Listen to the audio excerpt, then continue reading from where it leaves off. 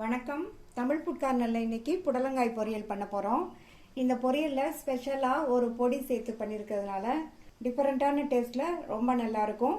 இதுவரைக்கும் Tamil food corner சேனலை subscribe பண்ணாதவங்க சப்ஸ்கிரைப் பண்ணிட்டு பக்கத்தில் உள்ள பெல் பட்டனையும் கிளிக் பண்ணிக்கங்க. இப்போ எப்படி பண்றதுன்னு பார்க்கலாம். 1/4 கிலோ புடலங்காவை லைட்டா ஒரு வெள்ளை பகுதி இருக்கும் இல்லையா, அதை எடுத்துட்டு வாஷ் பண்ணிட்டு இந்த மாதிரி சின்ன சின்ன துண்டுகளா கட் பண்ணி வச்சிருக்கேன். இந்த பொரியலுக்கு நல்ல சுவை கொடுக்கறதுக்கு ஒரு பொடி அரைச்சிக்கலாம். இந்த மிக்சி ஜார்ல 3 டேபிள் ஸ்பூன் பொட்டுக்கடலை சேர்த்திருக்கேன். மிக்சி ஜார் கொஞ்சம் கூட ஈரம் இல்லாம இருக்கணும். இது கூட 1/2 டீஸ்பூன் சீரகம், 1/2 டீஸ்பூன் மிளகாத்தூள் சேர்த்திருக்கேன்.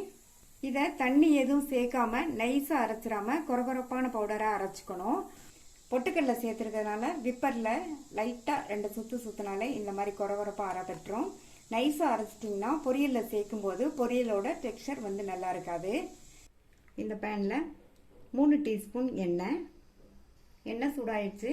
அதில் 1/2 டீஸ்பூன் கடுகு பொரிஞ்சதும் அதில் 1/2 டீஸ்பூன் உளுந்து சேர்த்துட்டு உளுந்தோட கலர் மாறிடுச்சு. இது கூட 1/4 கப் அளவுக்கு பொடியாக கட் பண்ண வெங்காயம். நான் சின்ன வெங்காயம் சேர்த்துருக்கேன். நீங்கள் எந்த வெங்காயம் இருக்கோ அதை 1/4 கப் அளவுக்கு கட் பண்ணி சேர்த்துக்கோங்க. இது கூட ஒரு பச்சை மிளகாவை கீறி சேர்த்துக்கணும். கூடவே கொஞ்சம் கறிவேப்பிலை. இந்த வெங்காயத்தை லைட்டாக வதக்கி விட்டால் போதும். இதில் 2 சின்ன பூண்டை இந்த மாதிரி கட் பண்ணி வச்சுருக்கேன், அதை சேர்த்துக்கலாம். இந்த பூண்டு ஆப்ஷனல் தான், நீங்கள் விருப்பப்பட்டால் சேர்த்துக்கங்க, இல்லைன்னா ஸ்கிப் பண்ணிடலாம். பூண்டு சேர்த்துட்டு மறுபடியும் லைட்டாக ஒரு தடவை வதக்கி விட்டுட்டு கட் பண்ணி வச்ச புடலங்காயை இதில் சேர்த்துட்டு நல்லா ஒரு தடவை இந்த மாதிரி கலந்து விட்டுட்டு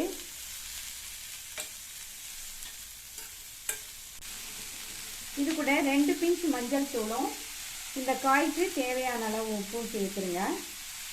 சேர்த்துட்டு நல்லா ஒரு தடவை மறுபடியும் கலந்து விட்டுறலாம்.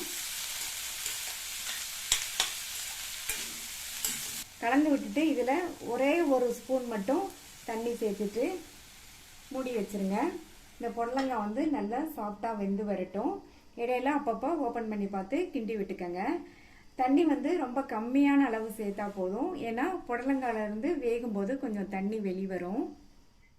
இப்போ திறந்து பார்க்கலாம்.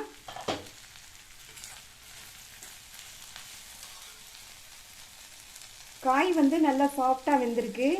இந்த அளவுக்கு வேக வச்சுக்கணும். இதை விடவும் குழைய விட்டுறக்கூடாது, டேஸ்ட் நல்லா இருக்காது. இதில் நம்ம அரைச்ச அந்த பொட்டுக்கடலை பொடியை சேர்த்துடலாம். சேர்த்துட்டு நல்லா ஒரு தடவை கலந்து கொடுத்துருங்க. இந்த பொடி காயில் எல்லா பக்கமும் பரவுற மாதிரி நல்லா இந்த மாதிரி கலந்து கொடுத்துருங்க. இப்போ இது கூட 2 டேபிள் ஸ்பூன் தேங்காய் துருவல் சேர்த்துக்கலாம். தேங்காய் துருவல் சேர்க்க விருப்பம் இருந்தால் சேர்த்துக்கங்க, இல்லைன்னா தேங்காய் துருவல் சேர்க்காமையே இந்த பொரியல் நல்லா இருக்கும். தேங்காய் துருவல் சேர்த்து நல்லா ஒரு தடவை கலந்து விட்டுறலாம். இந்த பொரியல் நம்ம சாதாரணமாக பண்ணுற புடலங்காய் பொரியலை விட இந்த பொட்டுக்கடலை பொடி சேர்த்துருக்கிறதுனால டேஸ்ட் ரொம்ப நல்லா இருக்கும். இப்போ ஸ்டவ் ஆஃப் பண்ணிடலாம். சூப்பராக டேஸ்டான புடலங்காய் பொரியல் ரெடி ஆயிடுச்சு.